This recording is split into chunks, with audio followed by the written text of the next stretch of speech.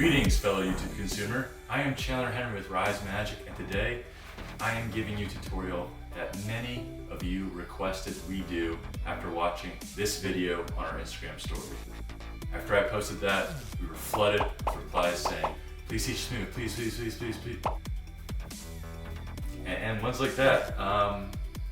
But either way, about a month later, we are going to get into the tutorial for how to do this little one card spin right now. I'm also going to teach you some combos and some ways you can use this in Magic.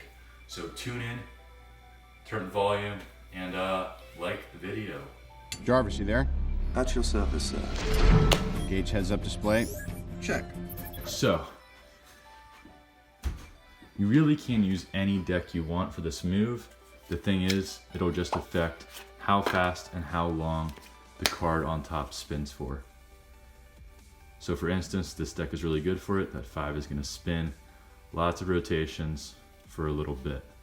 Now, the conditions you want to make the deck as good as possible for this move is 1, you don't want it to be completely new, but you want the deck to still have its crisp and spring and snap in it. You don't want it to be filled and absorbed with humidity. As long as it springs well and is smooth, it should be good for this move. You might almost want to try all your decks out to see which one works best for it, because it's a fun move to get down. Now, the premise, besides the condition of the deck for this trick, is the bow and shape of the deck. So if you spring the cards a lot, you'll notice there's a bow starting to form. I even like to spring them on the other corners. Spring them on the normal side and on the other corners to give them that nice round bow. You almost want to have a dome shape. So the center point is the highest point. That way when a card is over on top, that friction, that connection, that pressure point, that pivot point in the middle is as little friction as possible to spin on. Now once you have the deck in this position, there's actually, like, you could just do this move with it, where you place it down and take your 2 fingers on it like that, like a skateboard, and pivot it to give it a nice little turn. That can be some cool B-roll for whatever, video you want to make. I don't know what you guys are up to. I'll watch it though, let me know in the comments. Anyway, so once you got that premise down, that friction in the middle, it's all about the flick of the wrist.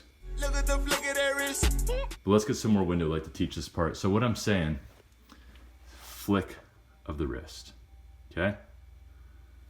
Now, it's a very small flick. You're not like, hua, hua. There's no exaggerated motion, okay? It's really supposed to look as casually as possible. You just kind of open up your hand to showcase a card, okay? So how we do that? Your pointer's on top, middle's on the side, rings on the side, pinky's on the bottom, thumb's on the side.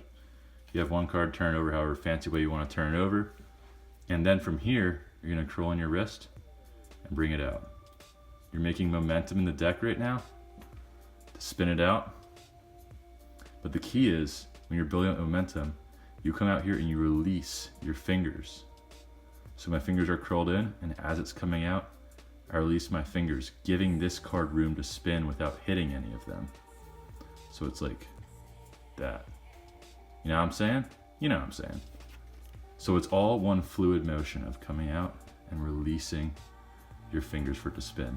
Now, believe it or not, the smaller you keep this motion, so instead of coming out like this, the smaller you keep that rotation, the faster and longer you're going to get the card to spin.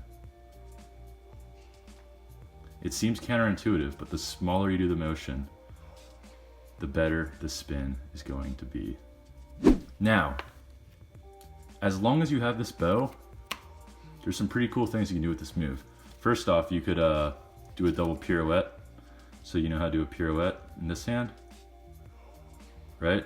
And you know how to do this in this hand. Be cool in a video to do them both at once. Sometimes you can get it really good and it looks really mesmerizing. Come on, there.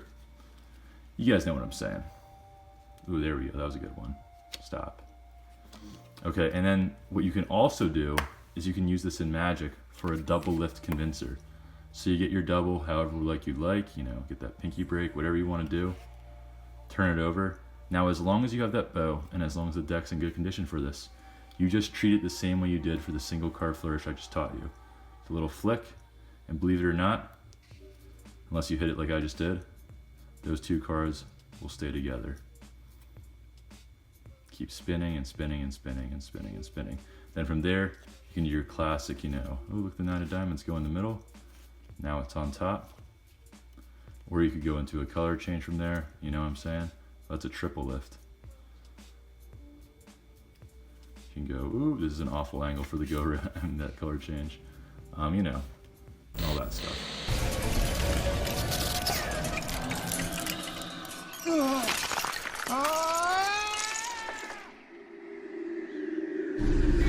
We iced up, Jarvis. Deploy flaps. All right, well, that's all I got for you guys today. I know this move isn't that complex, but if you get it down, it really does give the appearance to spectators that you have this obscene, supernatural control over the deck of cards. Be sure to like, comment, and subscribe, and turn on post notifications so you're double subscribed. All right, that's all I got, so peace out, guys.